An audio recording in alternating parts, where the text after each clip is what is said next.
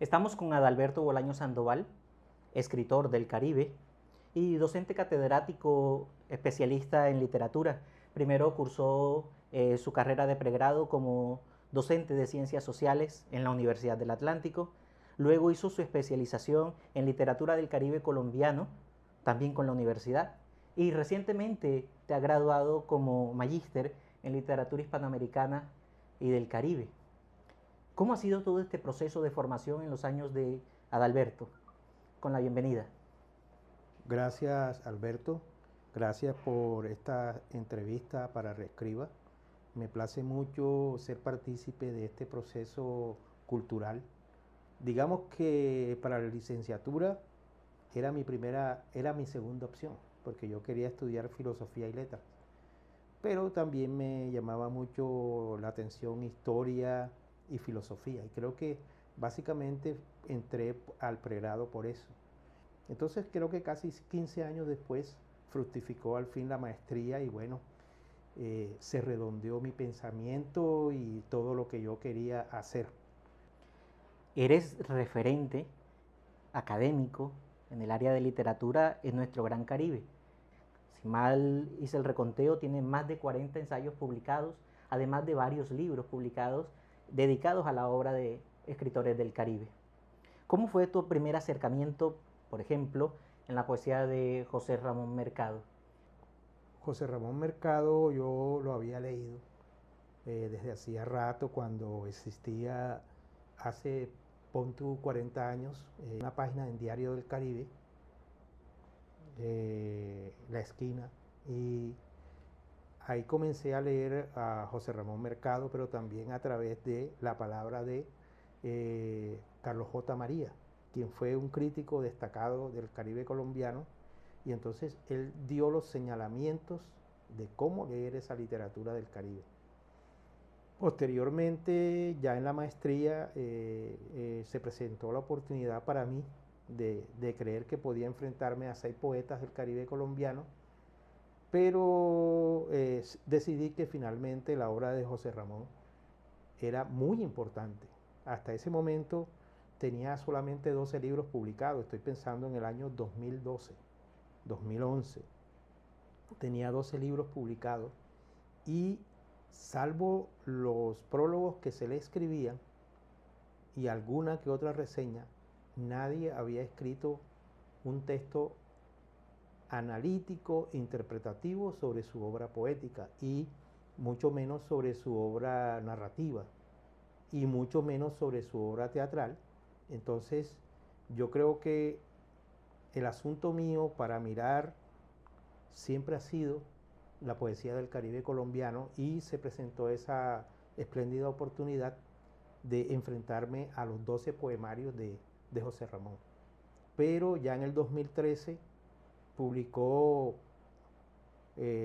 Pájaro Amargo y en el 2016 publicó su último poemario. Entonces yo creo que tenía que enfrentarme a todo eso. A lo largo de esos 12 poemarios que habían sido publicados hasta el 2012, descubrí un poeta novedoso que refleja, entre otros, la infancia, pero al mismo tiempo fue un poeta del compromiso político y que tenía que ver con una poesía latinoamericanista, pero al mismo tiempo tiene que ver con los lineamientos de algo que plantea Ángel Rama, que es una poesía neorregional, cambios lingüísticos, expresión de una poesía neorregional y una nueva mirada a la identidad. El tema de la identidad de los escritores del Caribe colombiano, la identidad del hombre caribe, lo has trabajado, si mal no recuerdo, desde inicios de tu especialización. Trabajaste sobre la identidad en la obra de Cepeda Zamudio, en Gabriel García Márquez.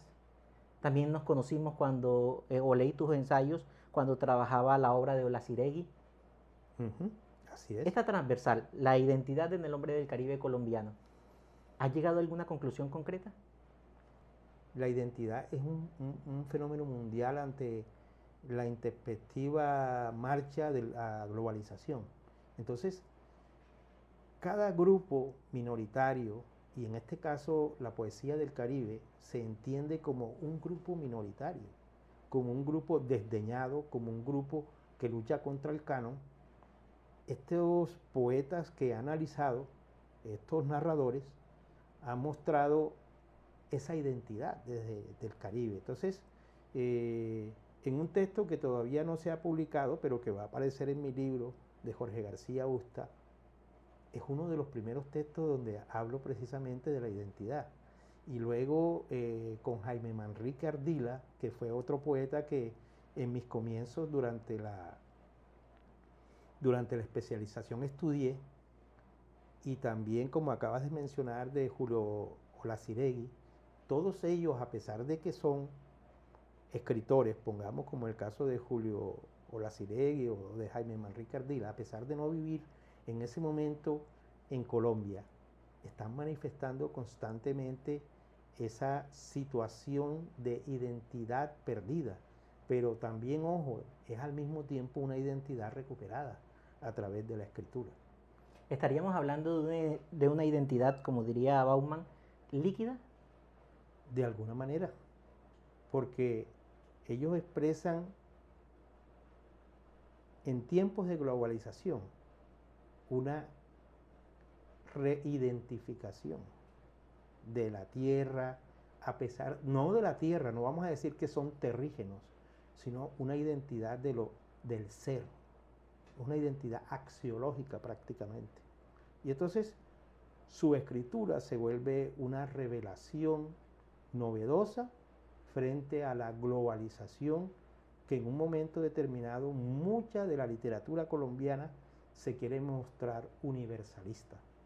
Entonces creo que a partir de ahí, a partir de esas reconsideraciones identitarias, es lo que me ha servido a mí para plantear en mis trabajos que hay una necesaria identificación, una búsqueda identitaria.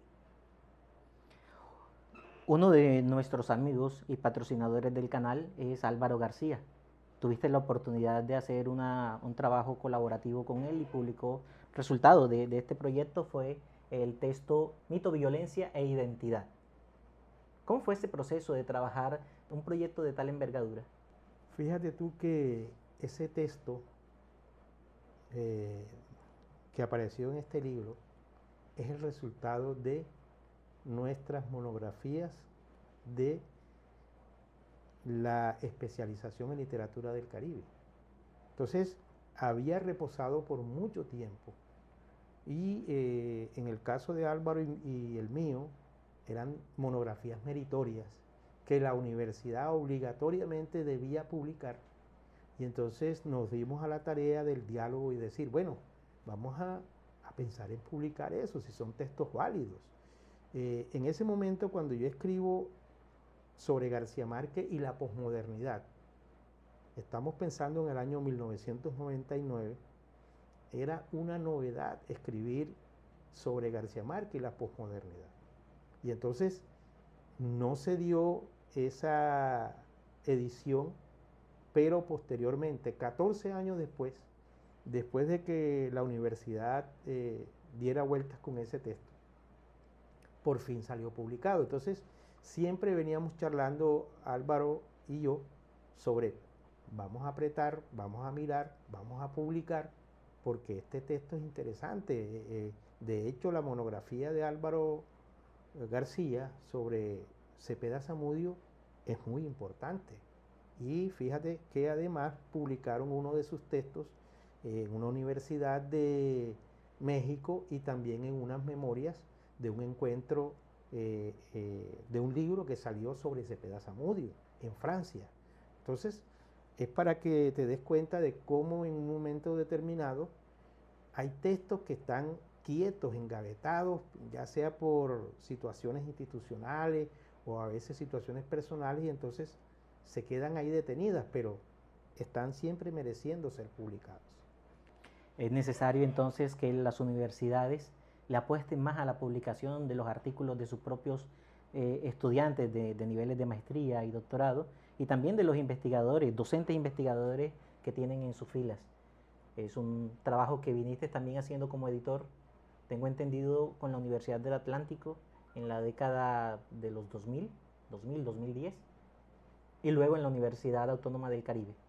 ¿Cómo es este proceso, esta nueva etapa? No en el aula, hablando de literatura, sino como editor. Casi que fue accidental ser editor. Yo hice un trabajo de corrección de estilo para la Universidad del Norte. En ese tiempo era director de publicaciones el doctor Pedro Falco, y hice ese trabajo y a él lo nombran de rector de la Universidad del Atlántico. Lo llamé por teléfono ofreciéndole mis servicios y me dijo, sí, yo te necesito porque acá hay unos libros por publicar y unos artículos y unas revistas mejor. Y entonces a partir de ahí comenzó esa etapa en la que yo había sido antes corrector de prueba, pero también de alguna forma corrector de estilo, y duré en la Universidad del Atlántico desde el 1991 hasta el 2007.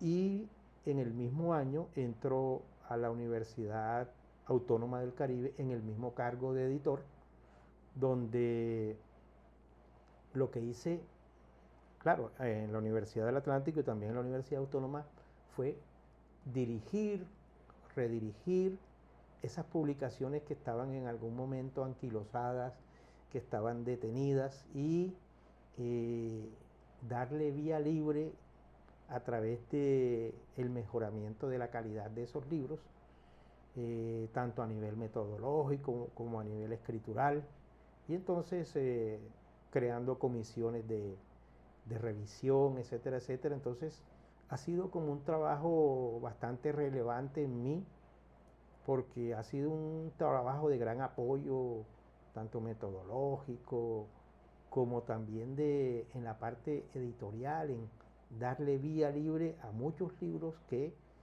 tenían sentido, y buscaba que la universidad, las universidades en este caso, salieran avantes en esos procesos. Entiendo que también eres poeta. Recientemente estuve leyendo uno de tus textos en borrador. ¿Cómo empezó esa vena? ¿Hace cuánto? ¿Y por qué no tenemos un libro todavía publicado? Ese proceso comenzó, creo que desde las mismas lecturas de Borges, de García Márquez. Creo que es el primer proceso en que uno se encuentra por inspiración, pero ya después hay un proceso de maceración, de búsqueda del equilibrio, de la calidad, de mirar el texto de manera más observadora, si se puede decir así. Y bueno, tuve creo que hasta como 80 poemas, y finalmente de eso quedaron algunos 35, que sería como mi legado de esos textos, porque ¿por qué no los publico? Pienso que en un momento determinado, cuando voy a las librerías, hay muchos textos de poesía, y he visto autores tan nuevos y recientes que tienen una voz propia, que tienen una identidad, que tiene gran calidad, y yo digo, yo merezco estar ahí con un solo libro frente a esos textos que tienen mayor calidad que el mío, aunque yo no niego que pudieran tener calidad, pero eso lo dicen son los otros. Entonces, bueno, por eso permanece mi texto que se llama Tiempos de Cometa, sigue ahí engavetado. ¿Cuántos amigos le quedan a Adalberto Bolaño? Tengo amigos lo suficientes como para quererlos bastante. ¿Qué mensaje le dejas a nuestra audiencia, que está compuesta por estudiantes de literatura, licenciaturas en humanidades, lengua castellana o de lingüística? Lo fundamental es que hay que tener ganas. Lo fundamental es que hay que mirarse hacia futuro. Es decir, hay que pensarse como una persona que quiere investigar, que quiere ser diferente, y en eso los objetivos tienen que ser concretos. Si yo quiero ser alguien en la crítica literaria, en la creación, tengo que continuar en ese proceso. Tengo que buscarme siempre y revisarme siempre, pero también hay que escribir. Pero al mismo tiempo, por supuesto, hay que leer, hay que medirse ante los otros y con los otros. Y entonces, no es una tarea fácil, pero debe ser sobre todo placentera. Y también mostrarla con amor. Eso es fundamental. Adalberto, gracias por acompañarnos. Eres bienvenido a la Casa de Reescriba y ojalá podamos tener un nuevo encuentro. Bueno, muchas gracias a ti, Alberto. Creo que a ti hay que darte ese reconocimiento por esa labor cultural que estás desempeñando, que significa dar a conocer muchos autores del Caribe colombiano y que esa labor sea reflejada siempre en un nuevo conocimiento. Gracias, Adalberto.